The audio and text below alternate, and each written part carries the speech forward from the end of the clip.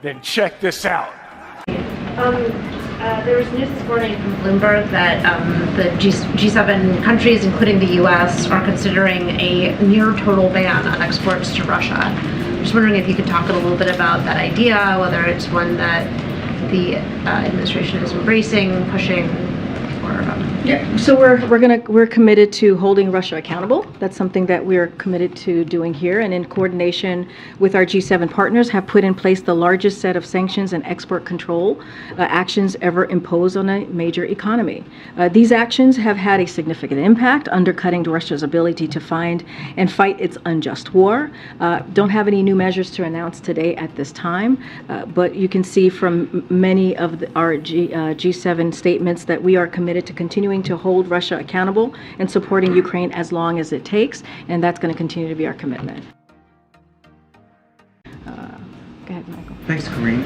Yesterday, Secretary Mayorkas said that the administration next week will announce a new border security policy in anticipation of a surge in migrants in May. So I'm wondering what you can tell us about that, what we can expect, and specifically, does the administration plan to resume the detention of parents and children who cross the border together as a family? The State Department and the Department of Homeland Security will have more to share on this soon. So don't have timing on that or detail to provide at this time. As you know, earlier this year, back in January, the Department of Homeland Security did put forth what their continuing implementation plan was going to be, and they announced it again earlier this year. And the way that we see it is the plan is working. We see the data of making sure unlawful immigration goes down, and again, we've seen that in the numbers. But as far as any plans, future plans, that should be out soon. In terms of the detention of families, is that something that is on the table? Again, they'll have more to share later on. I just don't have anything to announce at this time. Good. Karen. Thanks, Karine. You had talked earlier this week about the president's call to Ralph Yarl and his family. Has the president reached out to any of the other families or the victims of some of these shootings that have happened recently for these seemingly innocent mistakes that they have made? Yes, so the president, as you mentioned, called Ralph Yarl and spoke to him directly, spoke to his mother, and they had a good conversation, talked about how his success in school, and talked about the president recommitted to him how his focus is going to be on really truly continuing to deal with gun violence. Don't have any other calls to read out at this time.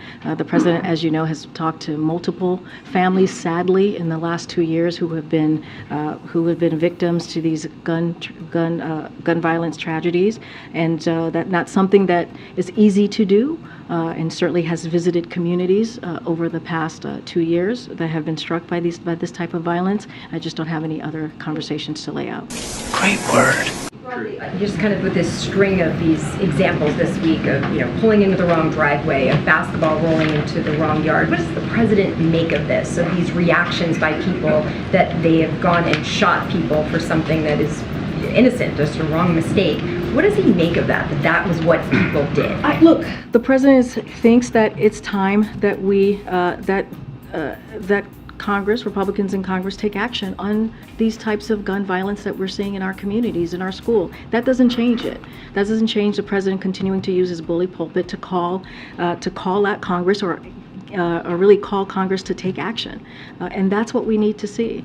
We need to see common sense gun laws, and we need Congress to legislate. The president has taken more than 24 executive action on this issue, on this gun violence, to deal with gun violence epidemic. And now we need to see Congress take action. We need Republicans to step in. We need Republicans to show some courage in Congress, and we're just not seeing that at this time. And it is important to do that to save lives across the country. And I'll leave it at that. I'll see you guys on Monday. Thanks, everybody. What did he just say? Check the prompter.